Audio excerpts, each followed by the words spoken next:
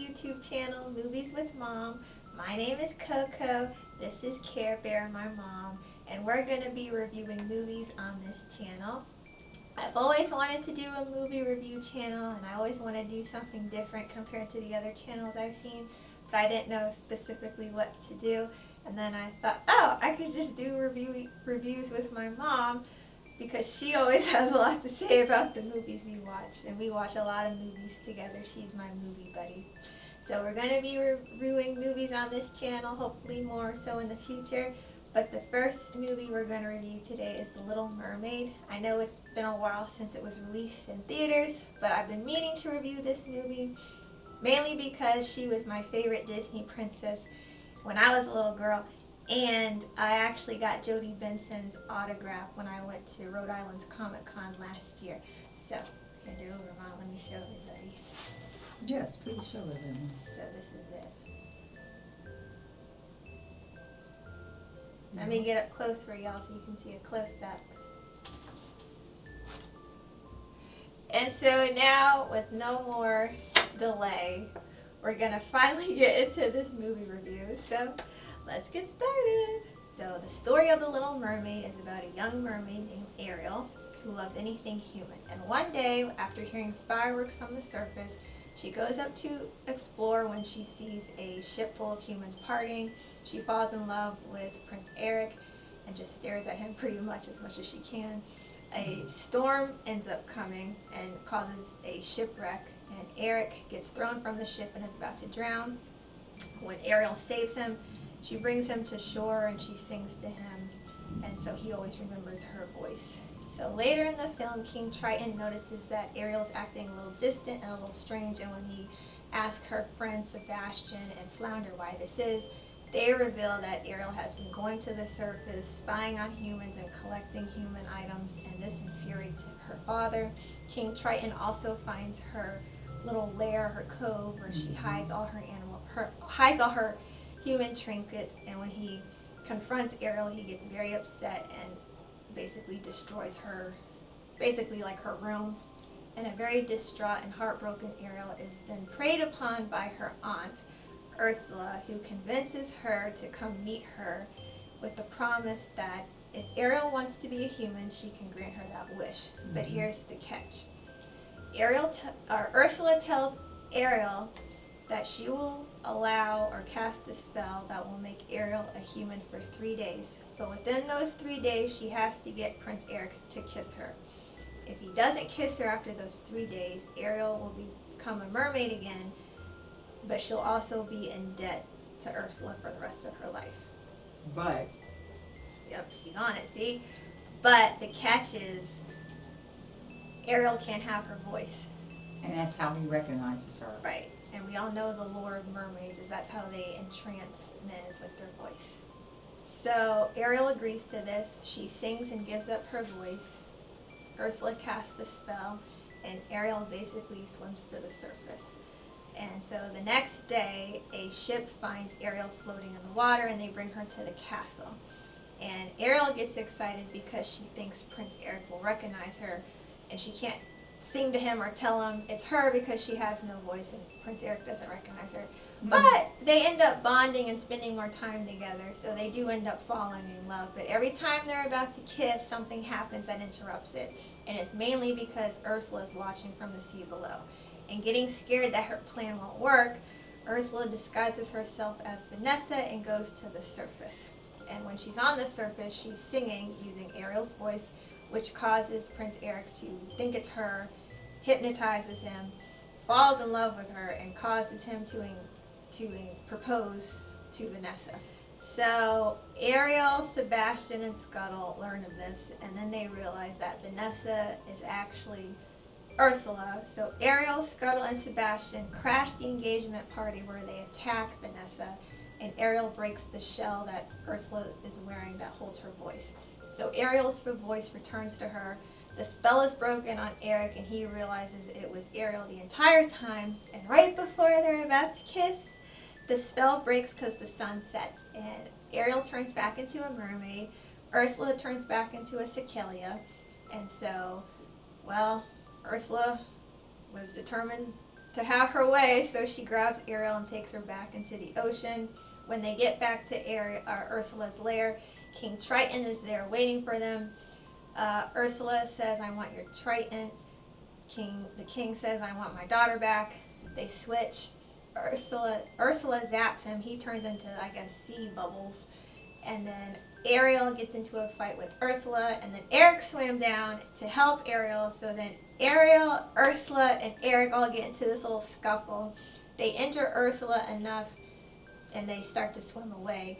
And right as Ursula is about to zap them, she accidentally zaps her friends, Flotsam and Jetsam, who are sea eels, killing them.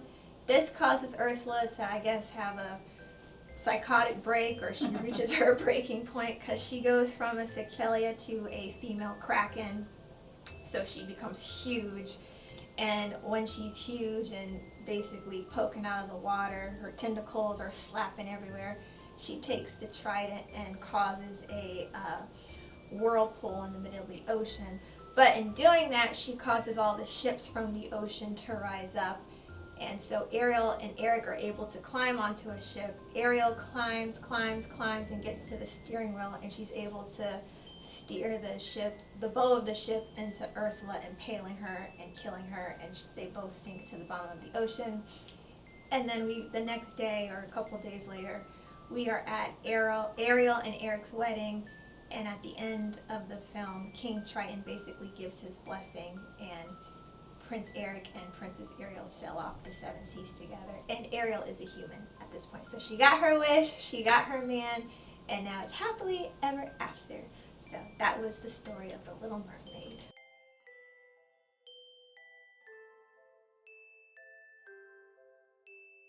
So now we're going to start our analysis of the film, and we're going to start with the acting. So in regards to the acting, I think everyone did a fine job. I know this was Halle Bailey's feature film debut, and I think she played the character of Ariel as very polite and nice. The animated Little Mermaid, I think, despite her being a little naive, had a lot more ambition. She was a lot more curious about the world. She was a lot more stubborn. I think she just was a little bit more interesting and had more personality. Jonah Hauer-King as Prince Eric was fine. I think he could have been a little less serious. He approached the role a little too, serious. He could have been a little fun. Melissa McCarthy, who played Ursula, was the most surprising to me. I know she got a lot of flack when she was first announced for the role, but I thought she did a lot better than expected. I will say, I feel like she didn't add her own spin to the character. I felt like she watched the original and kind of copied that performance. I didn't feel like her Ursula was a jaded, brash, angry woman. And I know the original voice actress, Patricia Ann Carroll, said that she approached the role of Ursula as the ex-Shakespearean actress who now sold cars. And I didn't feel Melissa McCarthy had that same kind of resentment. Awkwafina as Scuttle was good. I think the issue with Awkwafina is I don't think she's a good voice actress, because you can tell it's her. I don't think she has a very wide vocal range. Jacob Tremblay as Flounder, he did okay, but he didn't have anything to work with. He was just kind of there. He disappears for half the movie at the end. Daveed Diggs as Sebastian, I think, was the best. I think he was the best out of the film. He was charismatic, he was funny. I think he showed a wide range of his vocal talent. The worst performance in the film was Javier Bardem, who was wooden, he was lifeless, he was terrible, he had no emotion. He was just very boring. He had no personality, no screen presence. I thought he looked terrible. I thought he acted terrible. I don't know. I don't even feel like he cared about Ariel that much. Not that he didn't love her, but if he was trying to approach the role from a stoic standpoint, it didn't come across. He just looked like he was bored. Oh, but someone I forgot to mention who I think stole the show was Jessica Caroline Alexander, who plays the human form of Ursula as Vanessa.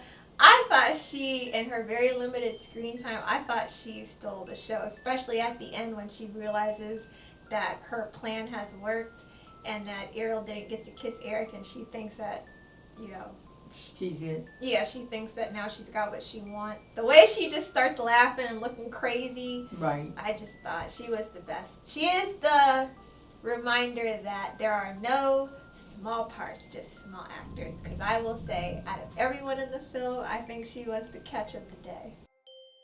So now we're going to quickly talk about the cinematography and the special effects, but really quick. So I thought, because the movie's clearly, the underwater scenes are all CGI, and I thought it looked terrible. I thought the atmosphere looked extremely fake, and you could tell it was CGI. Mm-hmm. That commercial that Zoolander has when he's a mermaid, that's what it reminded me of. Whoever was the creative or the artistic director for Sade's music video, No Ordinary Love, I think they should have asked them for their input. Some scenes that I thought were very beautiful, it's the shot when Ariel first hears the fireworks at the beginning of the film and she goes to the surface to see what they are. That shot of her swimming up and her reflection from the surface of the water, and right when she touches the surface, I thought looked very beautiful. Yes, it did. Yeah. I was also going to say the very opening shot of the film when you see it's an aerial view of all the waves crashing against each other. I thought that looked very beautiful. And I will say I didn't find that the film had any interesting or unique creative shots. Flounder looked horrible. He looked like those flatfish that have the eyes on the side of their head. I think Sebastian looked a little weird as well, but he looked more, I don't know, his look was a little bit more tolerable or acceptable to me. This photorealism worked in films like The Lion King. It only worked in The Jungle Book for some reason, but it's not translating well to these other films, in my opinion. In terms of this special effects, I will say I liked this scene where Ursula goes from a Cicalia in her own little world to a giant Cicalia kraken. I just thought that was really cool. Right. So I thought that was cool because I was disappointed in Maleficent when she didn't turn into the dragon, so I'm glad they turned her into a giant squid in this film for Ursula. And I thought it was beautiful how she took the trident to make that whirlpool. I will say I noticed that they hid her face, but they gave her gills. So I don't know if that was a creative decision or if there was something with the budget. And I wish that the battle scene had been a little bit longer, because it was like she became big, she attacked, and then it was over. And I thought that was the most exciting part of the film. Okay, so now we're going to talk about our favorite aspect of any film, and that is the costumes, the wardrobe, and the fashion. So let me start off by saying that I thought the costumes in this film were not, I would say they were okay. I think they were a little bit more disappointing. I thought the CGI tails of Ariel's sister were more interesting, unique, and quite beautiful. When it comes to Ariel's look, I know she has the famous purple shell bra and the green tail. I felt like her costume was a little bland. I think they could have made her tail a little bit more iridescent or shimmery with the green or the different shades of green. And I think her tail should have been either a lighter purple or a very dark purple, like not neon, but something to pop against her skin tone because she has a darker complexion. I thought that her hair looked absolutely horrible. It was like a mix of dreads and braids at the top. I'm going to call them braids, but I don't think they looked very well done in this movie. I think they could have done either the goddess braids or the faux locks braids or the Senegalese twist with the curl added to it, the bohemian look. Because in that way, when she's a human, all the pretty updos they could have done with that style are half up, half down. But I don't know, her hair just did not look that good. And I think their biggest mistake was not giving her the bright red hair. It either needed to be a darker blood red shade of hair or a bright red. It was ginger or copper, and I think it was way too close to her skin tone. And I thought her costumes when she's a human were horrible. And her dresses, Princess Ariel had, I think, 3 dresses, and she only had 2 in this film, and they weren't very memorable. They looked like they just got them from the costume department in the way back. I found some looks of line inspired by the cottage core aesthetic. I've seen the hyper feminine aesthetic that I've seen a lot of black female TikTokers use, black female YouTubers use, because I don't know where they got inspiration for this film. Her costume just looked very cheap and lazy, and I hated they put that bonnet red rag on her head, because I felt like you could have done all these pretty updos with the scarf, and there's so many examples of how to style a scarf, especially on women of color, black women. So I didn't think they did that very well. When it comes to the costume of Ursula, I know that it was CGI with her tails, but I feel like her facial makeup and her hair, there could have been some, I don't know, they could have been a little bit more creative and unique. I could still see it was Melissa McCarthy. It wasn't like she really transformed, in my opinion. I think Prince Eric, they could have made his hair a little bit more neater. It just felt like it was all curling and always messing around his head. It just didn't look princely. I thought the wig that Jessica Alexander wore, who plays Vanessa, I could see the tape on her forehead. And I think because she was playing a siren, a seductress of mermaid, a mermaid seductress, I think her hair could have been a little bit darker, maybe jet black. And I think her makeup could have been a little bit more sultry. And I think her attire, that when she's found on Eric on the beach with the dress, could have been darker, a little bit more seductive. You know, I gotta get on my boy Javier Bardem, because I thought he looked terrible in this film. His eyes looked big and droopy. His hair looked like a gray wet mop they put on his head. He just looked, his acting was terrible, and he looked terrible. His Triton looked fake. He just looked like he didn't want to be there, and he looked just terrible. He looked like he survived a hurricane. La da dee, la da da, la da dee, la da da. La da dee, la da da, la da dee, la da da. So The Little Mermaid had all the original songs in the film, and I think mainly the ones that everyone loves. It added 2 more songs. Scuttle's Rap and Prince Eric has the song. So I guess I'll say Scuttle's Rap was interesting. I don't think it was as bad as everyone made it sound. I know Lin Miranda wrote it, who also wrote Hamilton and was it In the Heights? But I didn't think it was that bad. I mean, it fit the film. I didn't mind the song. I kind of like it because I picture Scuttle and Sebastian climbing up the bed together, but that's just me. Prince Eric has a song. I actually liked his song as well. I just wish that he had better choreography. I think maybe showing him out on the ocean and why he loves it so much in his scenes like that, as well as what he remembers about the night maybe of Ariel rescuing him, I think would have been better than him just on the rocks screaming. I don't think this needs to be said really, but Halle Bailey has a beautiful voice, doesn't she? Absolutely. Yeah, she was just blessed with a beautiful singing voice, so. Right. Absolutely. She was perfect. I know Rob Marshall said that was one of the main reasons he cast her. Mm-hmm. And wow, yeah, she was beautiful. Beautiful singing voice. Under the Sea, I wish they could have shown more of the Mer Kingdom and not just the sea animals. Mm-hmm. I think if you had shown us what was so special and unique and mystical and fantastical about all these mermaids, I think that would have made the movie a little bit more magical. Oh, one more thing. I loved Kiss the Girl and the way it was set up and the transitions into that song. Mm-hmm. I think that had the best transition because it starts with all the animals in the lagoon Right. playing certain instruments within nature to make the sounds, and then the song slowly transitions. So those are my thoughts. Okay, so now let's talk about the talents of the screenwriters and the screenplay. You want me to take it away? You just Oh, absolutely.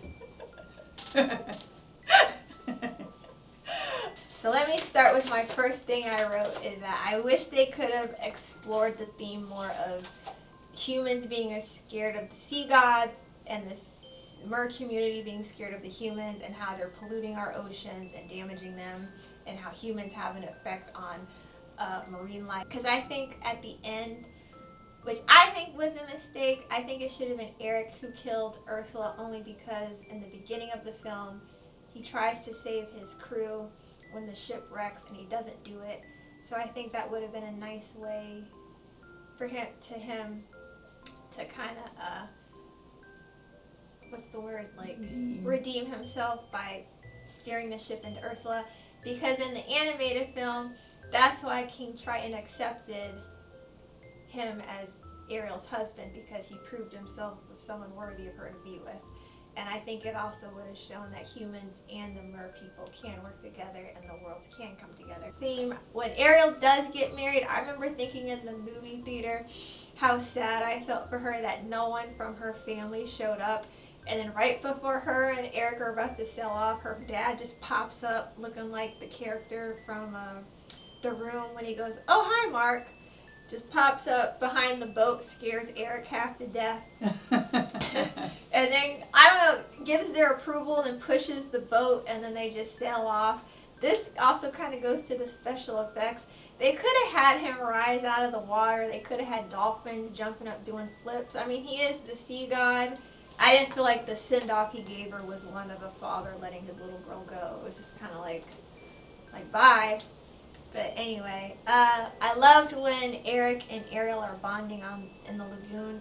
They're looking at the constellations, and she shows him the Aries constellation and shows him how to say her name. Which brings me to my next point.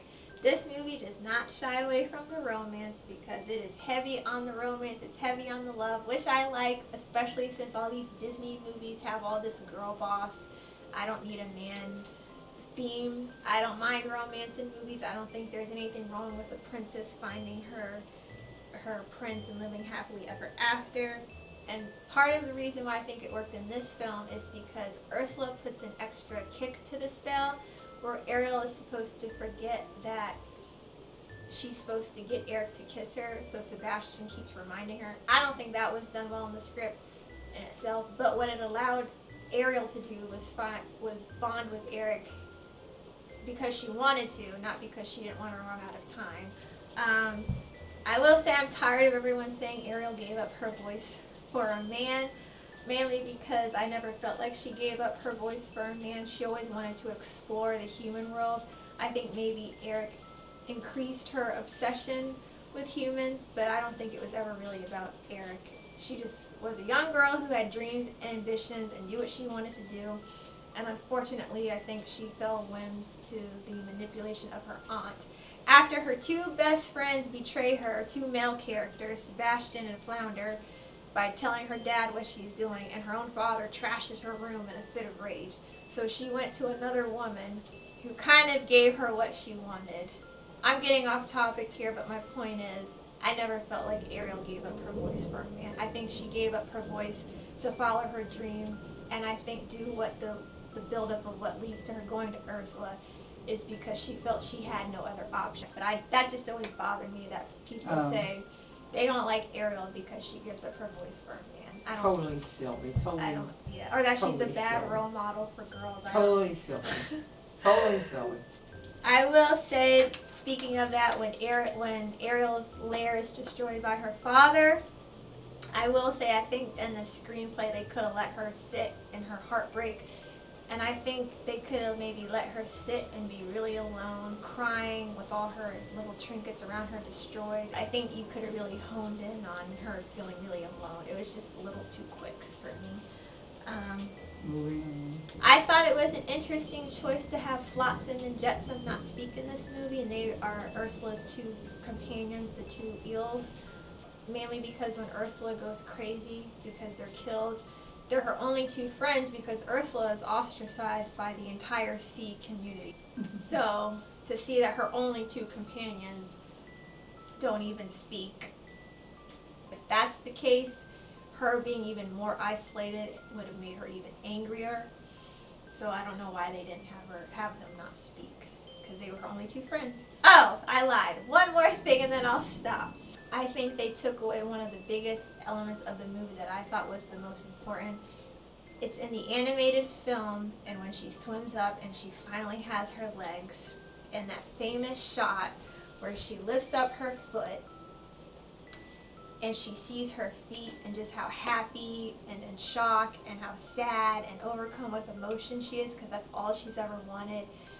in the animated film, and her big eyes, her big blue eyes get bigger and bigger as she lifts her feet out of the water. And even when she's trying to walk and her legs quiver and she falls back down, I think to have her on the boat and not have that be a big moment, I think they messed up in the screenwriting there. That was supposed to be her moment because she finally got what she wanted. So, I don't know. I just thought that was not good on the screenwriter's part. Those are my thoughts, so moving on. And I have no one else to talk about it with, so I'm going to have you all in the comments talk about it with me. So I like to talk about the box office, and now that the movie has done its theatrical run, so I'm going to do my little analysis on the box office. So, the budget of the film was between $250 and $265 million, with a marketing budget of $140 million, which, if my calculations are correct, it needed to make between $430 million and $810 million to receive a return. And its box office, last time I checked, was $569.3 million. So I think it just barely made back an investment. So I know it's being released on VOD. It was released on VOD on July 25th. It will be released on Blu-ray and DVD on September 19th.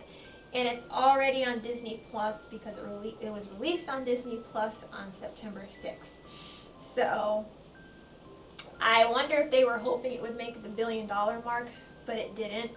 And I don't think it's one of the more successful Disney remakes financially. I know Alice in Wonderland, Maleficent, Jungle Book, the Alice Through the Looking Glass, Beauty and the Beast made $1 billion, Aladdin made $1 billion, I think The Lion King made $1 billion, Mulan flopped, Cruella did okay. I heard Pinocchio flopped or didn't do very well.